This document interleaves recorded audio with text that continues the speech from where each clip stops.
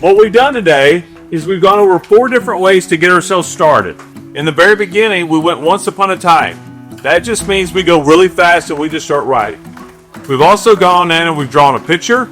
We've also gone in and asked our 5 questions. In our last one, we did a storyboard. Tell me your character's problem at the beach. All I want to hear is the problem. So you can sit there and write whatever the superpower is, where Jessica's at, what Jessica's problem is. You can kind of do it the same way, but you're doing it just like it's an outline. I do not need complete sentences here. We're just going to write what we know. What do you not know? Where she lives. I have no idea where she lives yet, okay? As someone who does this all the time, I'll tell you how mine usually goes. I start here. I only use drawing when I can't see something right in my head and I sketch something out. I storyboard once I've written for a while. Like I need to write for a while so I can figure out where my interests lie, and then I go back and use my storyboard. I cannot do an outline from the beginning, and then I ask my 5 questions all the time.